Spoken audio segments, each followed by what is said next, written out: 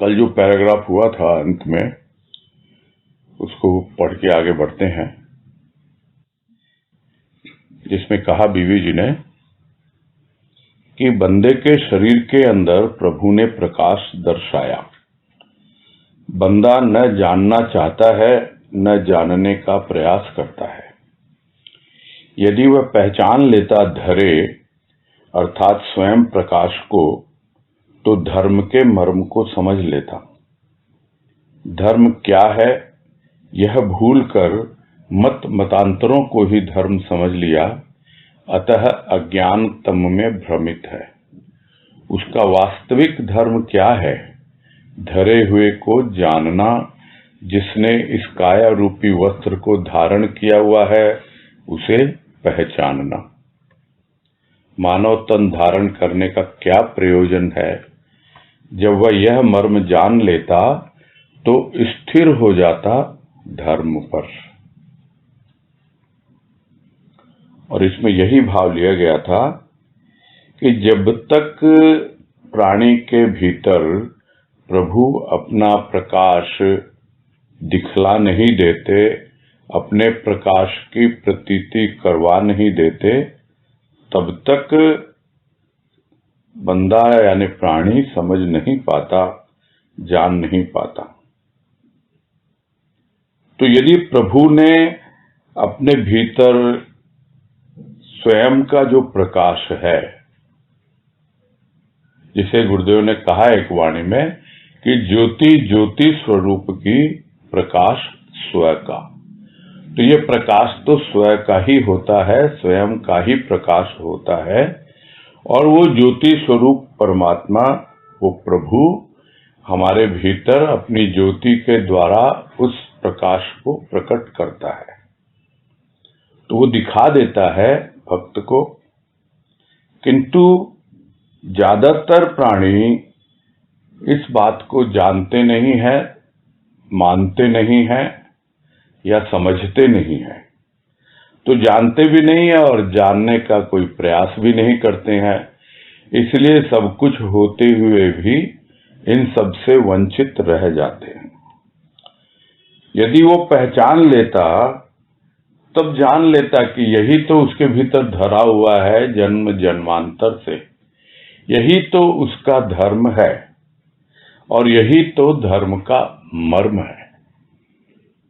यानी जो हमारे भीतर धरा हुआ है, भले ही बाहर का रूप बदलता रहा हो अनेक योनियों में, किंतु भीतर जो धरा हुआ है हमारा स्व, हमारा अपना आपा, वो तो वही का वही रहता है, वो बदलता नहीं है। और वही वास्तविक हमारा धर्म है और वही धर्म का मर्म है। यानी धर्म क्या है? उस धरे हुए को जानना। और इसको भूलकर प्राणी ऊपरी जो मतांतर मान्यताएं, जिसे गुरुदेव ने धर्म है या शिष्टाचार लेख में हम सबको समझाया कि धर्म के नाम पर हम क्या करते हैं, केवल शिष्टाचार ही निभाते हैं।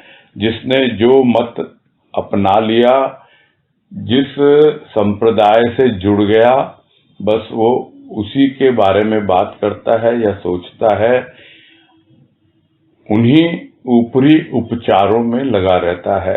अपने भीतर जो धरा हुआ है उसके बारे में सोचता ही नहीं। इन्हीं मतांतरों के पीछे चलकर वो समझ लेता है कि मैं तो धार्मिक हूँ, मैं धर्म का पालन कर रहा हूँ।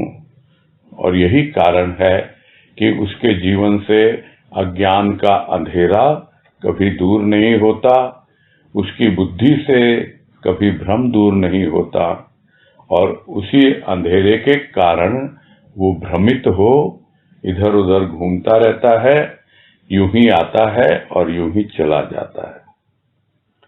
तो उसका वास्तविक धर्म क्या है?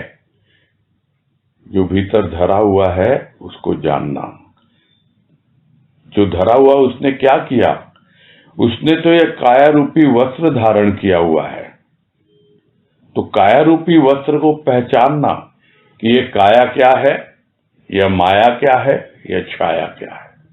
और यह सब भी बातें हम लोगों ने बहुत बार की है, और गुरुदेव का एक प्रवचन भी है, काया छाया माया, उसके बारे में भी बातें आई।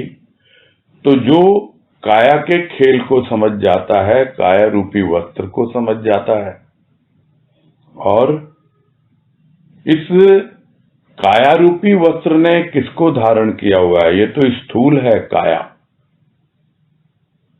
जो सूक्ष्म है उसको धारण किया हुआ। वो जो सूक्ष्म है उसने किसको धारण किया हुआ है? इस प्रकार हम धीरे धीरे समझने लगते हैं कि हमारा जो मानव तन जो हमने धारण किया, वो किस कारण से हमने मानव तन धारण किया है, और हमारा मानव तन धारण करने का क्या प्रयोजन है, क्यों प्रभु ने हमें यह मानव का शरीर दिया है। इसलिए दिया है कि हम धर्म के मर्म को जान लें, और फिर एक बार जब जान लें और उस मर्म तक पहुंच जाएं, यानी उस गहराई तक, वो रहस्य जो है, मर्म जो है वो प्रकट हो जाए, तो उसकी गहराई में पहुंचकर हम वहां पर टिक जाएं, क्योंकि वो बिल्कुल कुटस्थ है, वो टिका हुआ है, और उसी के इर्द गिर्द हमारा जीवन चलता है। जो कुछ भी है, ये शरीर स्थूल का नहीं रहेगा, समय पाकर ये विसर्जित हो जाएगा, किंतु सूक्ष्म का शरीर तो रहेगा। यदि यह विसर्जित नहीं हुआ तो, और यदि सूक्ष्म शरीर भी विसर्जित हो जाए, तब वो जो भीतर धरा हुआ है, जहां से वो आया वहां वो लौट जाता है, यानी वो जो हमारी आत्मा है वो परमात्मा में लीन हो जाती है। और यही है धर्म का मर्म, वो हमेशा टिका रहता है। वो जिसका अंशी है, वो उसी अंशी में वो अंश विलीन हो जाता है, मिल जाता है, जब उसके ऊपर से स्थूल और सूक्ष्म दोनों प्रकार के धारण किए हुए वस्त्र हट जाते हैं, और वो टिक जाता है, स्थिर हो जाता है उस स्थान विशेष पर। आज कह रहे हैं कि ये काया रूपी वस्त्र हम अपने प्रभु से ऋण रूप में लेकर आए हैं, कहीं इस पर कालुष्य न लग जाए, अतः आंचल को बचाकर चलना है।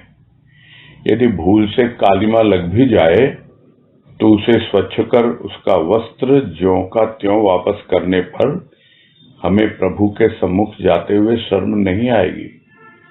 प्रभु से प्राप्त चूनर ज्यों की त्यों धर दें, यही तो धर्म का मर्म है।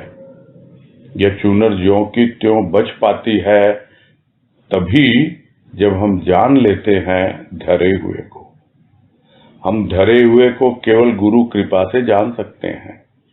सद्गुरु शिष्य की स्थूल आंखों को, बहिर्लोक में भ्रमित वृत्तियों को अंतर्मुख कर प्रकाश की प्रभा दिखा देते हैं। उस झलक की झांकी कर भक्त को उसके पुराने रूप की विस्मृति हो जाती है। पुराने रूप को देखने वाले पुराने नेत्रों की ज्योति विलीन हो नवीन ज्योति प्राप्त होती है भक्त को संत की कृपा से।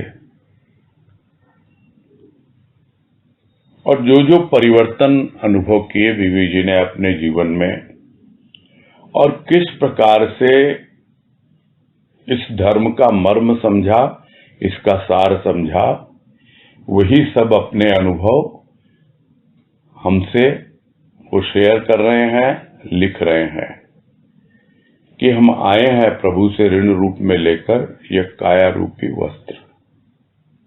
ये एक ऋण है हमारे ऊपर परमात्मा का, और हमें इस बात का ध्यान रखना है कि इस पर किसी भी प्रकार का दाग न लग जाए, और अपने आप को बचाकर चलना है। किंतु हमारे भीतर इतनी जागरूकता नहीं होती, हमें इतना ध्यान नहीं होता, इतना ज्ञान नहीं होता, तो किसी न किसी प्रकार हमसे भूल हो ही जाती है, और वो जो भूल है उसके कारण इस पे कुछ दाग लग जाता है, कालिमा लग जाती है। तो क्या उसे ऐसा का ऐसा छोड़ दिया जाए? सर्वप्रथम तो हम समझ ही नहीं पाते कि यह कालिमा है। हम तो समझते हैं सबकी चूनर में दाग लगा हुआ है, तो हम भी तो वैसे ही हैं, क्या इसमें प्रॉब्लम है? कोई समस्या नहीं है। किंतु जो समझ लेता है कि नहीं, यह प्रभु से ऋण रूप में लेके आए, जैसा लेके आए वैसा ही उसको लौटाना है वापस, तो फिर हम उस वस्त्र को धोने का प्रयास करेंगे ना। तो धर्म का मर्म यही है कि प्रभु से प्राप्त चूनर को ज्यों के त्यों धर दें, यही है धर्म का मर्म। और कालिमा यदि लग भी जाए उस पे, तो उसको साफ कर लें, उस वस्त्र को। और साफ करने के लिए हमारे ऋषि मुनियों ने, संत महापुरुषों ने क्या समझाया हमें? सीधा फार्मूला बताया है कि ज्ञान का साबुन है और भक्ति का जल है।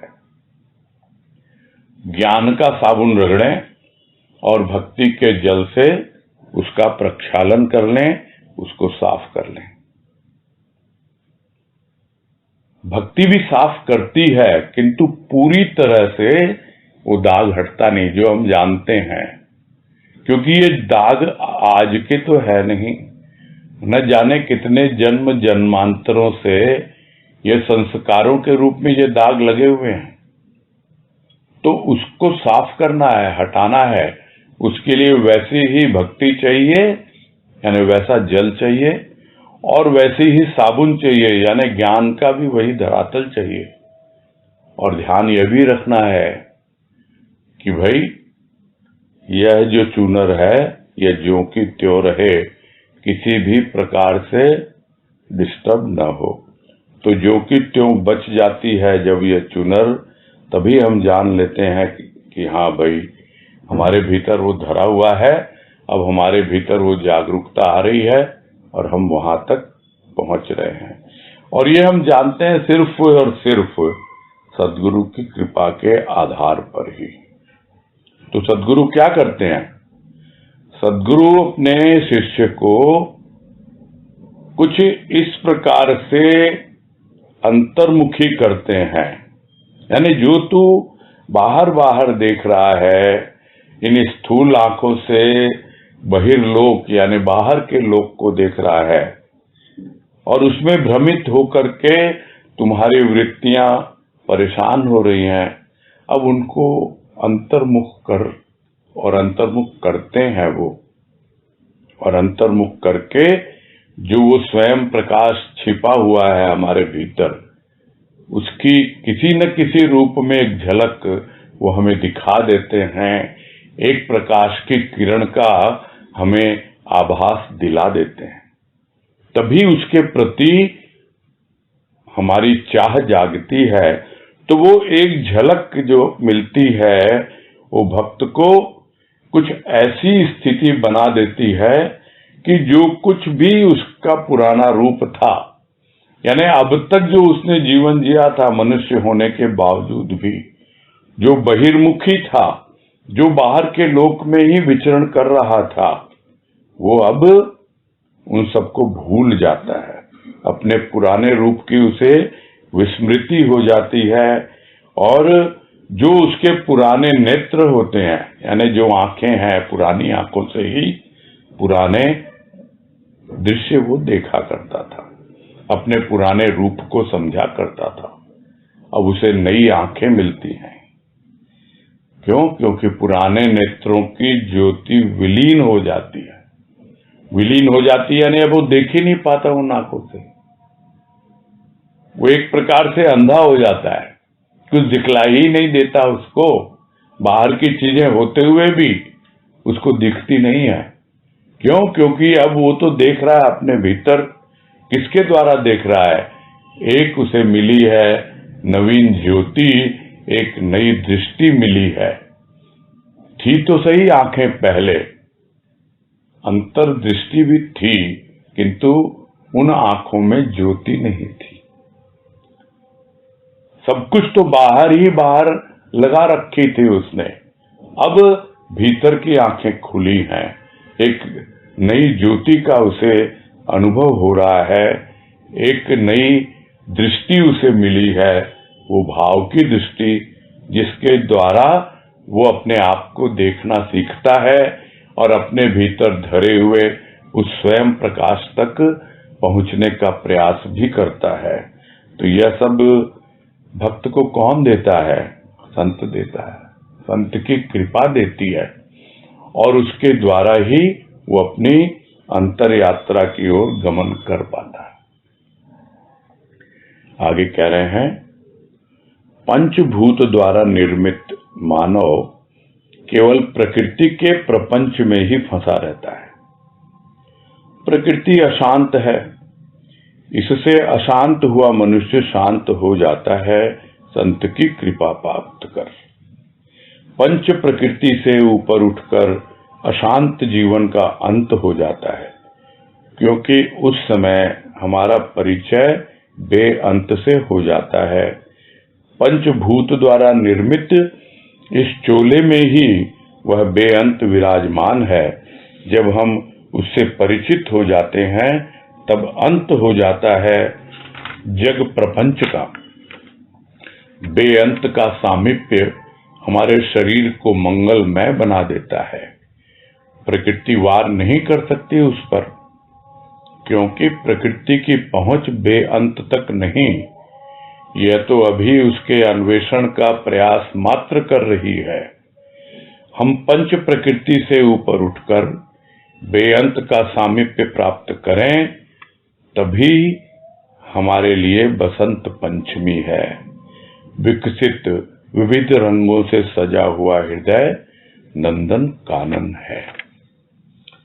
और इस पैराग्राफ के साथ इस लेख को पूरा किया है बीबी जी ने, जिसमें कह रही हैं वो कि यह जो मानव का जो शरीर है वो पंचभूतों के द्वारा निर्मित है। हम सब जानते हैं पांच भूत यानी पांच तत्व कौन से हैं, और यह जो मानव जब उसी में लगा रहता है तो वो प्रकृति के प्रपंच में ही फंसा रहता है।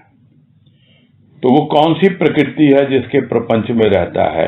जो स्थूल भाव में जिएगा वो स्थूल की प्रकृति के प्रपंच में ही लगा रहेगा। और ये हम देखते हैं प्रकृति जो है वो गतिशील है, परिवर्तनशील है, यानी चलायमान है, कभी शांत होके बैठती नहीं है, तो वो अशांत है। और जब इसी में लगा रहता है प्राणी, इसी प्रपंच में लगा रहता है, तो वो मनुष्य शांत नहीं हो पाता है, क्योंकि वो इस प्रकृति से ही प्रभावित रहता है। किंतु जब संत की कृपा उस पर होती है तो वो मनुष्य अपने आप ही शांत हो जाता है संत की कृपा को पाकर। और क्या होता है? वो इस प्रकृति के प्रपंच से ऊपर उठकर अशांत जीवन का उसका अंत होने लगता है।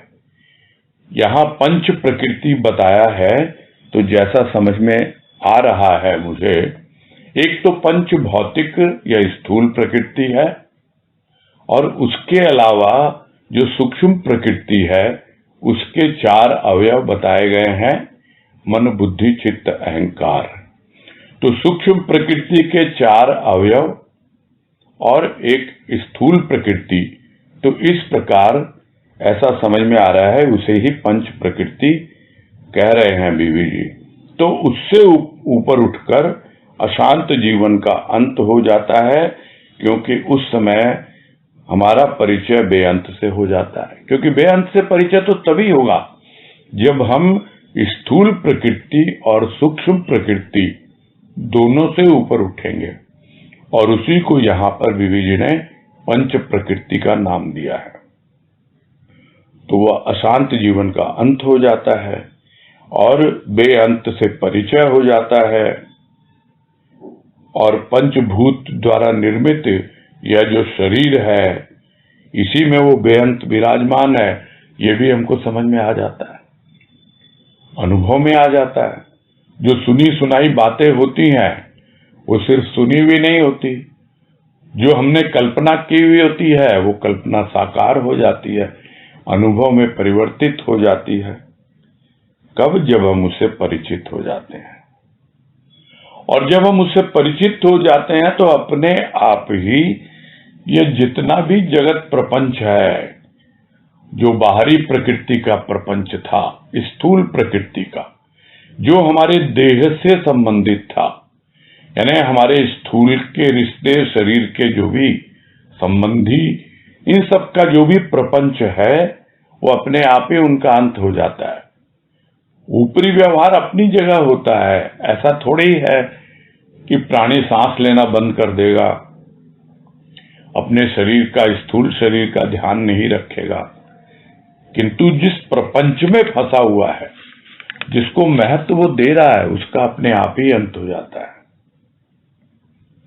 और साथ ही साथ जो बेअंत का जो सामीप्य है, जो समीपता हम अनुभव कर लेते हैं और हमेशा हम उसी बेअंत के भाव में, यानी वो जो प्रभु है परमात्मा, उसके भाव में रहने लगते हैं, तो हमारा जो स्थूल शरीर है वो भी हमें लगता है एकदम मंगलमय हो गया, उसका भी शुद्धिकरण हो गया। और ऐसे व्यक्ति के ऊपर प्रकृति कोई अपना प्रभाव नहीं डाल पाती है। क्यों? क्योंकि प्रकृति की पहुंच बेअंत तक नहीं है, और ये बंदा तो बेअंत तक पहुंच चुका है, इसका तो समस्त जगत प्रपंच दूर हो चुका है, यह तो हमेशा के लिए उस शांति के उद्गम तक पहुंच चुका है, तो कैसे वो अशांत हो सकता है? प्रकृति की पहुंच है ही नहीं उस बेअंत तक। प्रकृति तो अभी भी उसका अन्वेषण मात्र कर रही है, खोज रही है। तो खोजता है प्राणी, प्राणी की प्रकृति भी खोजती ही रहती है उसको। तो जब तक हम प्रकृति के भाव में रहेंगे तब तक खोज जारी रहेगी, और जिस दिन प्रकृति के परे पहुंच जाते हैं, बेअंत तक पहुंच जाते हैं, तब जाकर अंत होता है उस खोज का। तब हम पूरी तरह से उस बेअंत में खो जाते हैं और हमारी खोज का भी अंत हो जाता है। तो हम पंच प्रकृति से ऊपर उठकर बेअंत का समीप्य प्राप्त करें, यही हमारा लक्ष्य हो। और तभी हम जो बसंत पंचमी है उसे मनाने का आनंद उठा पाएंगे, और जो भी विकास होता है विविध रंगों में हमारे भीतर, जो हृदय के अनेकों अनेक रंग हैं, जो पुष्प है उनकी जो सौरभ है, इन सब बातों को हम समझ पाएंगे, और तब जाकर हमारा हृदय जो है वो नंदन कानन बन जाएगा। यही समझा रहे हैं बीवी जी इस लेख के द्वारा, जिसका शीर्षक है नंदन कानन।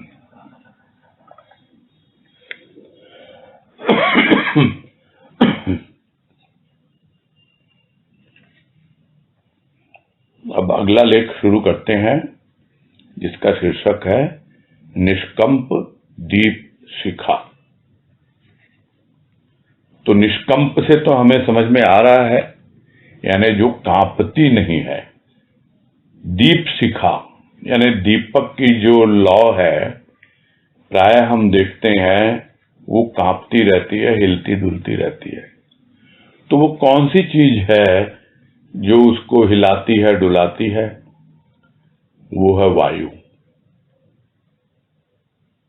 और हमने वो गाना भी सुना होगा, बहुत पुराना गाना है, जिसमें लिखने वाले ने लिखा है, निर्बल से लड़ाई बलवान की, ये कहानी है दिए की और तूफान की। तो तूफान बन जाता है वो वायु का रूप। वैसे ही यह जो जमाने की हवा है, यह इतना तूफान बनकर आती है कि थोड़ा बहुत भी यदि हमारे भीतर दीपक की ज्योति प्रकट होती भी है तो वो उसे बुझाने का प्रयास करती रहती है, और हम उसी लड़ाई में उलझे रहते हैं।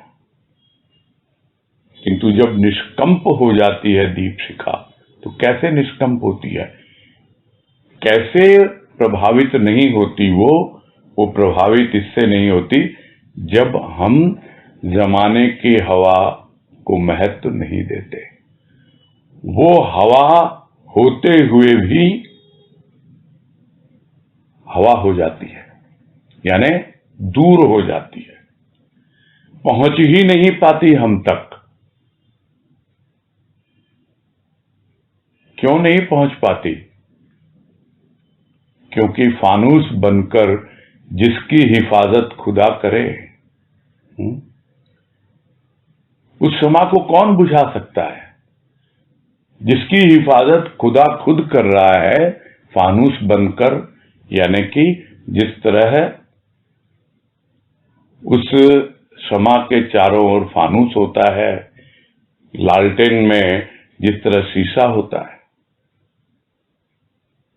वैसे एक झीना सा आवरण रहता है और वो हमारे भीतर की दीप शिखा हमेशा निष्कंप रहती है, कांपती नहीं है, हिलती डुलती नहीं है।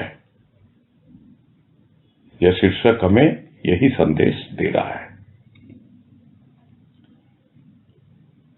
और इसमें कह रहे हैं इस लेख में बीवी जी कि सृष्टि की अनुपम कृति मानव शैशव काल से ही जिज्ञासा की प्रबल प्रवृत्ति लेकर मां की गोद में क्रंदन करता है।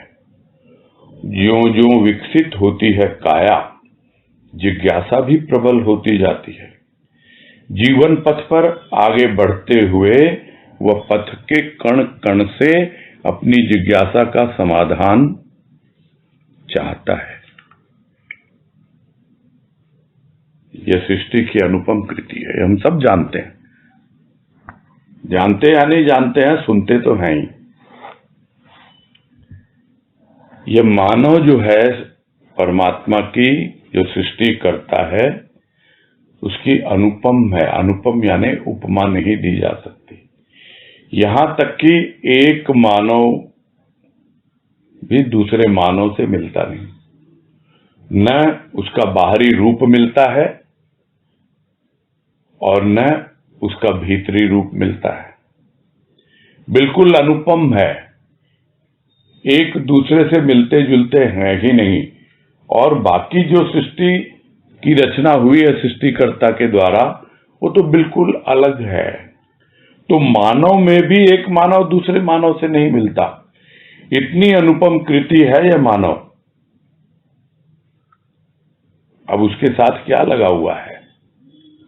बचपन से ही उसके भीतर एक जिज्ञासा होती है। वो हम देखते हैं, बच्चों को देखते हैं।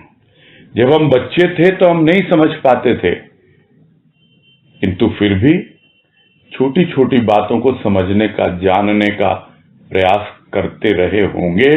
आज जब हम देखते हैं छोटे बच्चों को, तब हमें समझ में आता है कि शैशव काल से ही जिज्ञासा की एक प्रबल प्रवृत्ति थी, थोड़ी बहुत नहीं। एक जिज्ञासा शांत हो गई, दूसरी हो गई, तीसरी, यानी इतनी बलवती है जिज्ञासा। और उस जिज्ञासा को लेकर के वो आता है इस धरा पर और मां की गोद उसे मिलती है। उसके बावजूद भी उसकी जिज्ञासा यदि शांत नहीं होती तो उसी जिज्ञासा को पूरा करने के लिए वो रोता रहता है, बिलखता रहता है, मां की गोद मिलने के बाद भी। तो यहां क्या हमें भाव समझना है कि हमें मिल गई मां की गोद, किंतु हमारे भीतर जो जिज्ञासा है वो बचपन से है। हम उस जिज्ञासा को पूरी करने के लिए छटपटा रहे हैं और हम जान नहीं पाते कि वो कौन सी चीज है जिसके लिए हम भीतर से व्याकुल हैं। और यही समझा रहे हैं बीवी जी, वो है जिज्ञासा की प्रबल प्रवृत्ति। हम उसे जान नहीं पाते हैं। हमें मिल गई, सत्संग मिल गई, हमें भक्ति मिल गई, मां की गोद मिल गई, किंतु फिर भी हम क्रंदन कर रहे हैं, उस जिज्ञासा को शांत करने के लिए कर रहे हैं। समझ नहीं पाते हम, क्योंकि शैशव काल से ही वो जिज्ञासा की प्रबल प्रवृत्ति है। तो ज्यों ज्यों विकसित होती है काया, काया तो विकसित होती है क्योंकि स्थूल प्रकृति पर आधारित है, वो धीरे धीरे बढ़ती है, किंतु समझ नहीं पाता प्राणी, जिज्ञासा और भी प्रबल होने लगती है।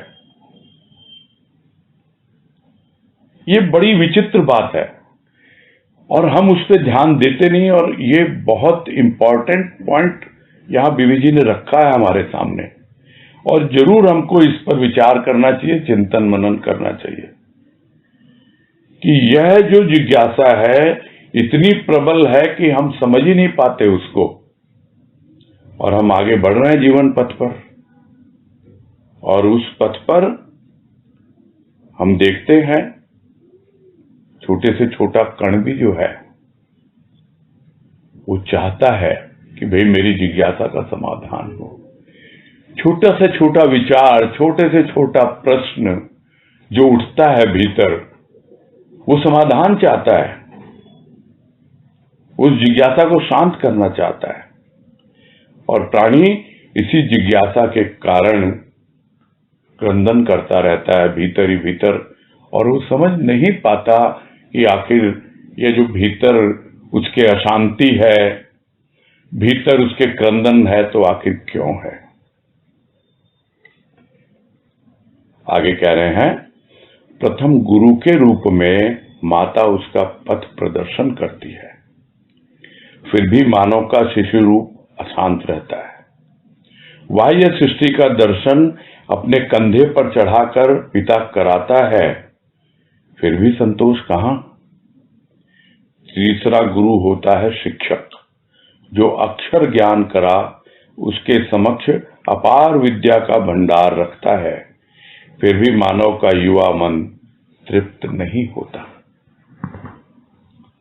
तो प्रथम गुरु तो माता होती है, सबको पता है, तरह तरह से मार्ग प्रदर्शन करती है, आगे बढ़ाती है कि इस तरह करो, ऐसे चलना है, इस तरह जीवन जीना है, ये खाना है, ये पीना है, ये पढ़ना है, ये उठना है, सोना है। सारा जीवन की जो भी यात्रा है, जो भी दिनचर्या है, सब कुछ माँ अपने बालक को सिखाती है, करवाती है, किंतु फिर भी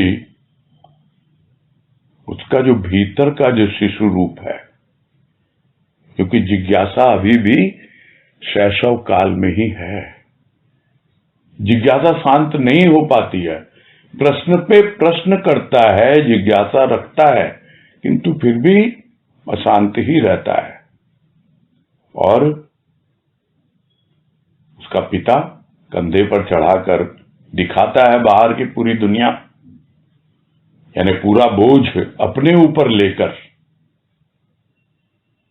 उसका पालन पोषण करता है, उसको आगे बढ़ाता है, अपने पैरों पे खड़ा करता है, फिर भी संतोष नहीं हो पाता उसको। तो ये तो दो गुरु हो गए, एक माता और दूसरा पिता, जिससे बालक सीखता है, और तीसरा गुरु होता है शिक्षक। जब वो विद्यालय में जाता है, विद्या अर्जन करता है, और वहां उसे अपार विद्या का भंडार मिलता है, उसके बावजूद भी उसका मन तृप्त नहीं होता है। मन भले ही युवा हो गया हो, किंतु यह जो बाहर की विद्या है, उस विद्या से उसे तृप्ति नहीं मिलती, उसकी जिज्ञासा शांत नहीं हो पाती। आगे है, उसकी जिज्ञासु प्रवृत्ति खिलने के पूर्व ही निराश हो विनाश को प्राप्त होती है। निराश प्राणी इस बंधन को ही आनंददायक मान इसे सहर्ष स्वीकार करता है। और ये छोटी सी लाइनें हैं, 2 पैराग्राफ, बहुत छोटा है, किंतु यह एक जीवन का टर्निंग पॉइंट होता है। यानी यहां से जीवन की दिशा बदल जाती है, जिसको बीबी जी बहुत स्पष्ट रूप से समझा रही हैं कि उसकी जो प्रवृत्ति है, जिज्ञासु प्रवृत्ति, यानी जिज्ञासा होती है, प्रस्फुटित होना चाहती है और सिंचन चाहती है, खिलना चाहती है, किंतु उसके पहले ही वो निराश हो जाता है और निराश हताश होकर धीरे धीरे वो जिज्ञासु प्रवृत्ति जो है वो विनाश को प्राप्त हो जाती है। अब कोई जिज्ञासा नहीं है, अब वो सोच लेता है ये दुनिया ऐसी ही है, सब कुछ इसी तरह चलता है, इसी तरह मुझे अपना जीवन बिताना है। और वो जो निराशा हताशा उसके जीवन में है, वो जितने भी उसके स्थूल के बंधन हैं जो उसने मन में बांध रखे हैं, जिसे वो दूर करने की जिज्ञासा रखता था, किंतु वो युवा मन उसको तृप्त नहीं हुआ और अब निराश होकर के इस बंधन को ही स्वीकार करता है कि हाँ भाई यही बंधन है, अब तो इसी में हंस खेल करके आनंद मना करके ही हमको जीवन जीना है। और बड़ी सहर्षता से, आराम से, हर्ष के साथ, खुशी खुशी वो उसको स्वीकार कर लेता है इस बंधन को। यानी अब पूरी तरह दुनियादारी के बंधन में वो उलझ जाता है या स्वीकार कर लेता है और बंध जाता है। और उसकी जितनी भी जिज्ञासु प्रवृत्ति थी, जिसे कहते हैं दबा दी जाती है। और जो समझ लेता है इस बात को, वो क्या कहता है, छोटी सी वाणी है गुरुदेव की, याद आ रही है कि मिट्टी से मेरा मुख बंद न कर दुनिया, मुझे खिलने दे। ये दुनियादारी, ये भौतिक जीवन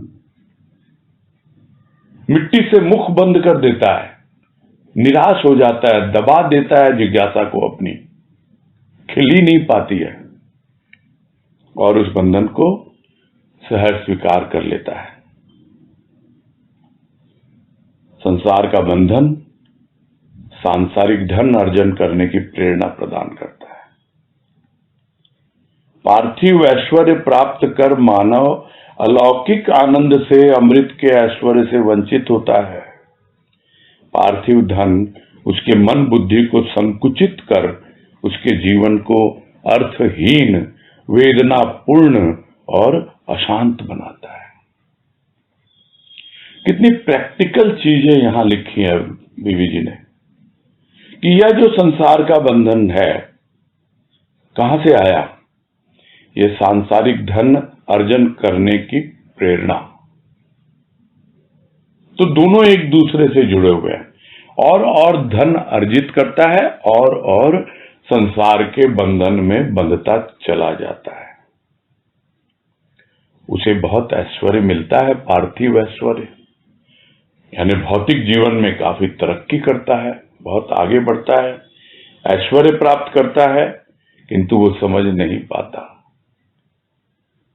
कि वो क्यों आया था इस दुनिया में, क्या थी उसकी जिज्ञासा, क्या होता है एक ऐसा आनंद जो इन वस्तुओं में नहीं, इन भोग विलास की सामग्री में नहीं, वो अलौकिक आनंद और वो अमृत उन सबसे वंचित हो जाता है। उसका क्या ऐश्वर्य है, कितनी उसकी महिमा है, इन सब बातों पर ध्यान ही नहीं दे पाता वो। और जैसे जैसे पार्थिव धन में उलझता जाता है, उसकी मन और बुद्धि और संकुचित होती जाती है। ऐसे लोग बड़े नैरो माइंडेड होते हैं। संकुचित मतलब नैरो माइंडेड, इतने नैरो माइंडेड होते हैं कि बस अपना स्वार्थ देखते हैं, उसके अलावा कुछ नहीं। कहां से 2 पैसे की कमाई होगी उसके पीछे भागते हैं। वहां तो उनका अहंकार भी पूरी तरह विसर्जित हो जाता है, क्योंकि उनके लिए सब कुछ तो वो पार्थिव धन है। तो उसके लिए उसकी मन बुद्धि इतनी संकुचित हो जाती है कि वो समझ ही नहीं पाता कि क्या जीवन वो जी रहा है। अरे ये जीवन तो अर्थहीन है। भले ही वो पार्थिव धन अर्जित कर रहा है, समझ रहा है कि मैं अर्थ के पीछे लगा हुआ नहीं, जीवन का अर्थ ही अर्थोपार्जन है, किंतु वैसा जीवन तो अर्थहीन है। और भीतर वेदना लगी रहती है, हमेशा भीतर ही भीतर दुखी रहता है, समझ नहीं पाता है, और अशांति पूरी तरह उसके अंतःकरण में अपना घर बना लेती है। और ये बिल्कुल फैक्ट है, इसमें कोई संदेह है ही नहीं। और हम सब जानते हैं, हम सबका अनुभव है, किसी का कम है, किसी का ज्यादा है, और कोई अभी भी इन सब चीजों में ही उलझा हुआ है। भले ही वो सत्संग की बातें करता हो, भले ही वो अपने आप को भक्त समझता हो, किंतु अभी भी उसके भीतर जिज्ञासु जो वृत्ति है वो पूरी तरह से दबी हुई है, विकसित नहीं हो पा रही है। यह उसको समझना होता है। उसकी जिज्ञासा अगर होती भी है तो भौतिक जीवन के लिए ही होती है, आध्यात्मिक जीवन के लिए उसके भीतर कोई जिज्ञासा नहीं हो पाती है, और इसीलिए वो जीवन उसका अर्थहीन है। उसके दुख कष्ट हमेशा बने रहेंगे। बार बार प्रभु को पुकारेगा दुख दूर करने के लिए, फिर दुख दूर होगा, फिर और एक दुख खड़ा हो जाएगा, एक परेशानी कुछ न कुछ आ ही जाएगी। उस राह पर आगे बढ़ता ही नहीं जहां वो पूरी तरह से शांत हो जाए, हमेशा के लिए उसका अंतःकरण शांत हो जाए। तो यह अवस्था सांसारिक प्राणी की है। आगे कह रहे हैं, मनुष्य इस बंधन की पीड़ा का अनुभव करता है तो अन्वेषण करता है ऐसे गुरु की, जो इसे लौकिक बंधन तोड़ने, परलोक से संबंध जोड़ने का गुरु अर्थात रहस्य बताए, भूली हुई जीवन नौका को भ्रमित होने से बचाए। कुछ लोग तो उसी को आनंद मनाते हैं, उसी जीवन को सब कुछ मान लेते हैं जो वो जी रहे हैं। भले ही कोई कहे अरे तुम अर्थहीन जीवन जी रहे हो, स्वीकार नहीं करते। भले ही कोई कहे कि कितनी वेदना है तुम्हारे भीतर, कितना कष्ट भोग रहे हो भीतर ही भीतर, तुम्हारा मन जो है व्याकुल रहता है, स्वीकार नहीं करता है। कितनी अशांति है, नहीं मैं तो बहुत बढ़िया से जी रहा हूं, बहुत अच्छा हूं मैं। वो तो कुछ गिने चुने होते हैं, बहुत कम लोग ऐसे जो इस बंधन की पीड़ा का अनुभव करते हैं कि क्या मैं इसी बंधन में बंधने के लिए आया हूं क्या। खोजता है वो, उसका इलाज खोजता है, किसी ऐसे वैद्य को खोजता है कि ये मेरी वेदना दूर करे। वो ये जो मुझे बंधन रूपी कांटा चुभ रहा है, यह जो घाव इतने वर्षों से मुझे सता रहा है, इसका इलाज ढूंढता है वो। तो खोजता है, अन्वेषण करता है किसी एक ऐसे गुरु की, वो वैद्य के रूप में आए, उसका इलाज करे, और धीरे धीरे जो भी उसके लौकिक बंधन है यानी दुनियादारी के बंधन है उसको शिथिल करे, पहले तो ढीला करे और धीरे धीरे तोड़े, क्योंकि एक बार में तोड़ने से समझ नहीं पाता, बिल्कुल नहीं समझ में आता, विक्षिप्त हो जाता है प्राणी। ऐसा देखा गया है कि गुरुदेव ने कुछ लोगों को भाव की एक ऐसी अवस्था का अनुभव दे दिया कि वो विक्षिप्त अवस्था में आ गए कि अरे ये क्या हुआ मेरे साथ, मैं तो छोड़ ही नहीं पाऊंगी अपने घर परिवार में जो बंधन है, उनसे बाहर कैसे निकलूं। और जिनकी कुछ भी अवस्था और सुधर सकती थी वो और बिगड़ जाती है। तो इसलिए पहले क्या करता है वो, बंधनों को शिथिल करता है, ढीला करता है। और जब ढीला करता है तब धीरे धीरे मालूम पड़ता है कि हाँ, अब एक हम सांस ले पा रहे हैं। फिर भी बंधन की आदत है, तब वो उसके प्रेम के बंधन को स्वीकार करने के लिए लालायित होता है, क्योंकि एकदम से स्वतंत्र तो जी ही नहीं पाएगा। अभी उसे स्वतंत्रता का बोध है ही नहीं, अभी उसे स्वयं के तंत्र की कोई नॉलेज ही नहीं है।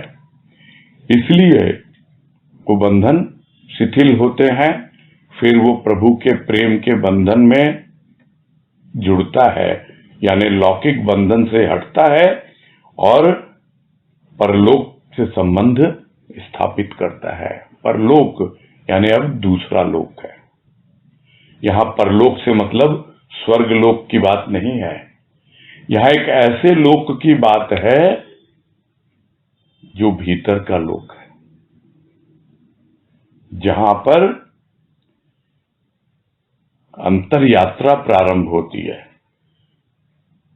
वहां पर अंधेरा ही अंधेरा था, वहां पर प्रकाश की किरण दिखती है और धीरे धीरे गुरु उसको रहस्य बतलाते हैं, वो गुरु बतलाते हैं कि किस तरह है जो तुम्हारी जीवन रूपी नैया थी वो राह भटक गई थी और कहां कहां डोल रही थी, कौन से किनारे पे लगी हुई थी, तो तुम भ्रमित थे, इसलिए तुम उसी को जीवन मान बैठे थे। अब तुम चलो, मैं तुम्हें बताता हूं किस प्रकार से इस जीवन रूपी नैया को आगे बढ़ाना है, सही दिशा में ले जाना है। यह गुरु ही बतलाता है उसको। आगे है, सत्य धन अर्जन के निमित्त व्याकुल, गीली लकड़ी की भांति प्रज्वलित अन्वेषक को जलन की वेदना चीत्कार करने को बाध्य करती है। व्याकुल पुकार सफल होती है प्रभु को सद्गुरु के रूप में अपने रथ पर सवार कर सम्मुख लाने में।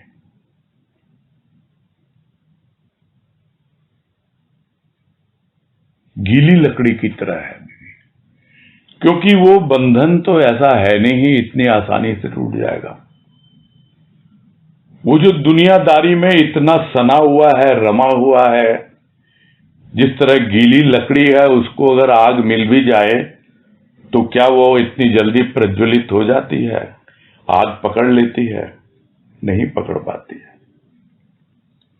वो जलता है लेकिन धुआं देती है गीली लकड़ी।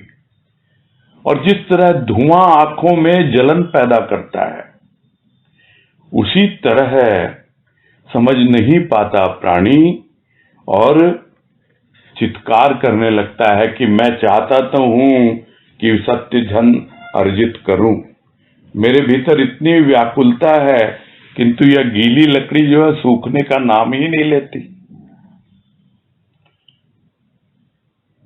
चीखता है, चिल्लाता है व्याकुल हृदय से, इतनी उसे भीतर ही भीतर वेदना हो रही है।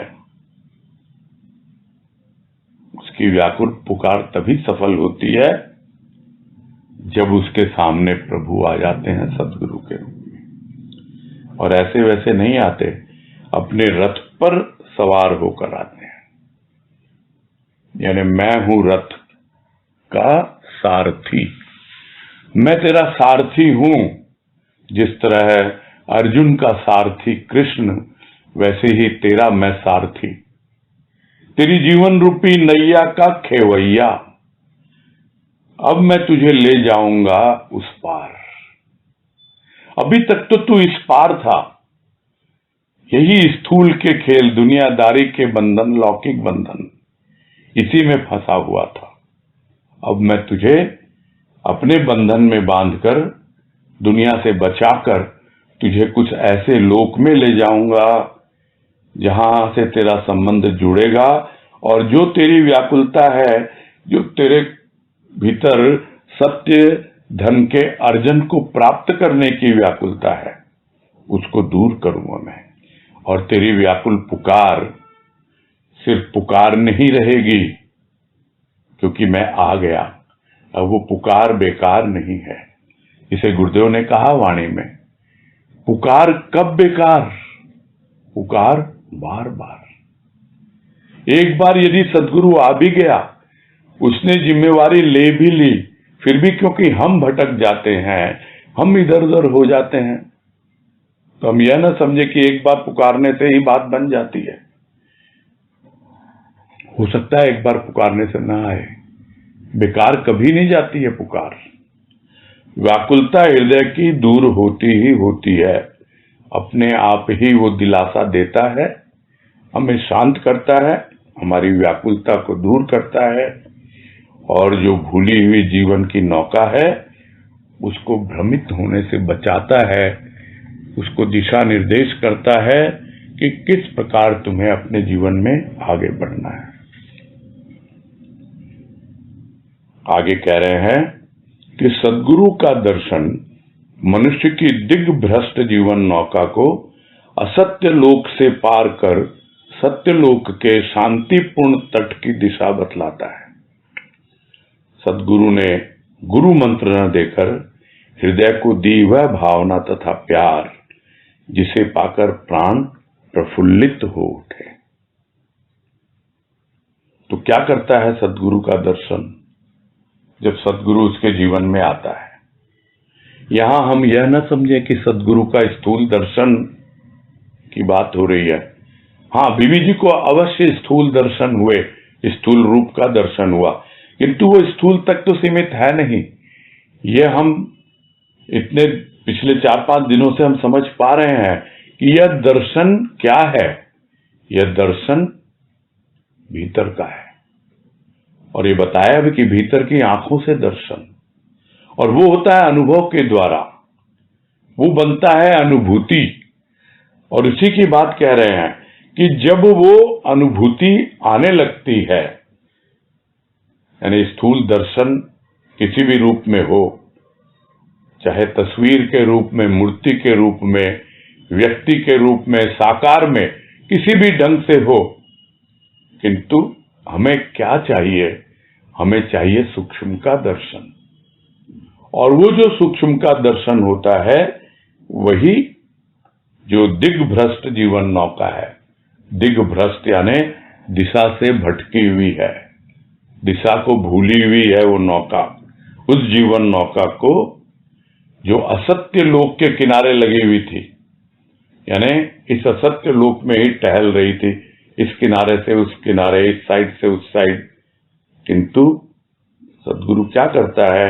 उस जीवन नौका को असत्य लोक से पार करके सत्य लोक के शांतिपूर्ण तट की दिशा बतलाता है कि देखो ये दिशा है,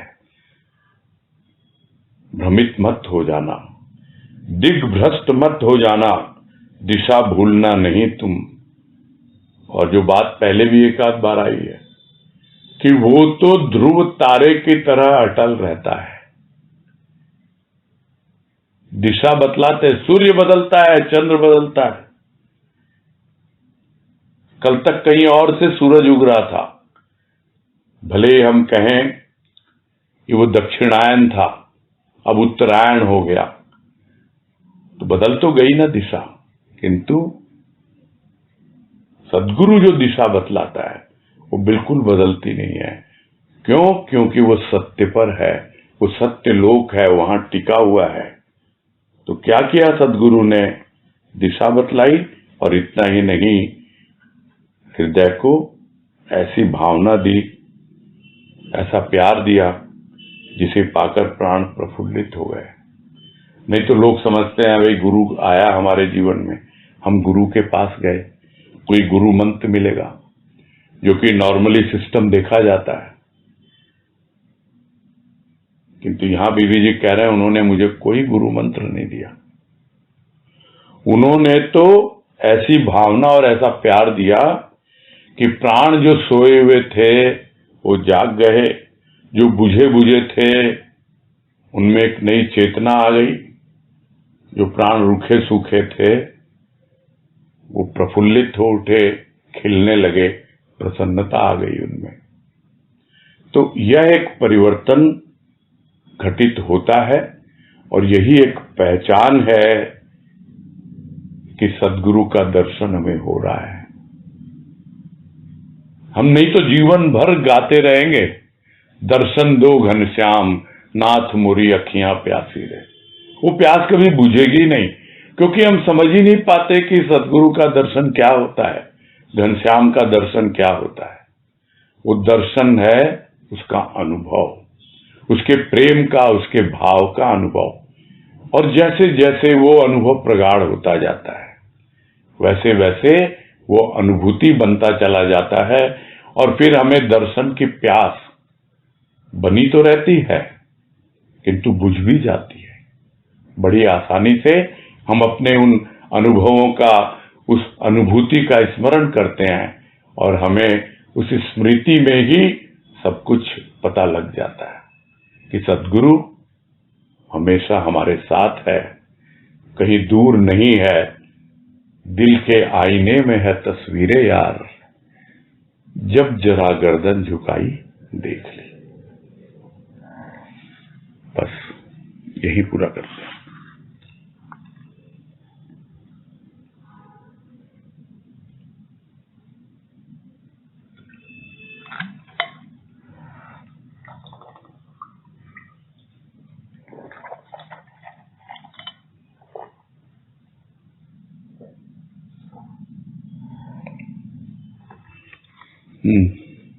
अलका पोद्दार, बोलिए। प्रणाम भैया। हाँ नमस्कार, बोलिए। हाँ भैया, पिछले लेख का है जो उसका second paragraph, last second paragraph. Paragraph कहाँ शुरू हो रहा है बताइए। हाँ, यह काया रूपी वस्त्र हम अपने प्रभु से हाँ जी, हाँ। इन रूप में लेकर आए। ये वाले पैराग्राफ में लास्ट की 5th लाइन में भैया, जैसे सद्गुरु शिष्य की सूत आंखों को बहरी लोक में भ्रमित व्यक्तियों को अंतर्मुख कर प्रकाश की प्रभा दिखा देते हैं। हाँ। तो उसमें आगे भैया मुझे ये पुराने रूप की आगे है ना, उस झलक की झांकी कर भक्त को उसके पुराने रूप की विस्मृति हो जाती है। इसका मतलब नहीं समझ आया। यानी पुराना रूप क्या था उसका? हाँ, उलझा हुआ था ना दुनियादारी में। हाँ हाँ। इस काया रूपी जो वस्त्र था, जो स्थूल था जीवन उसका, उसी में तो उलझा हुआ था, उसी में खेल रहा था। वो जो भीतर धरा हुआ था धर्म, जो स्वयं प्रकाश के रूप में जो विद्यमान था, उसकी ओर तो ध्यान ही नहीं था ना। वो पुराना रूप क्या है उसका? स्थूल रूप, स्थूल का जीवन, उसकी विस्मृति हो जाती है, यानी भूल जाता है, क्योंकि वो देखता था स्थूल की आंखों से। पुराने रूप को देखने वाले पुराने नेत्रों की ज्योति विलीन हो जाती है।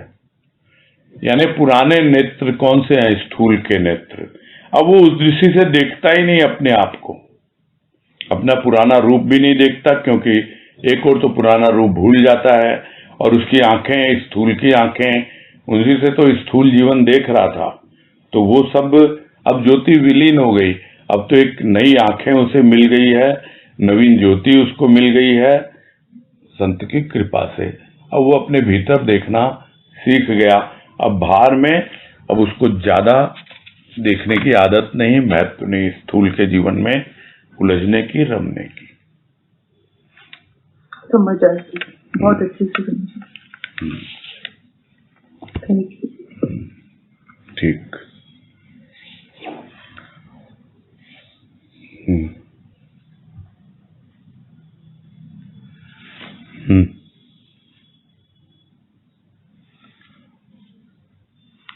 तो और कोई है? नहीं, पूरा किया जाए फिर।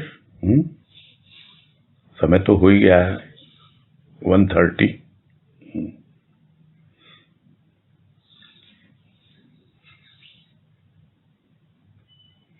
पूरा करते हैं फिर, हैं?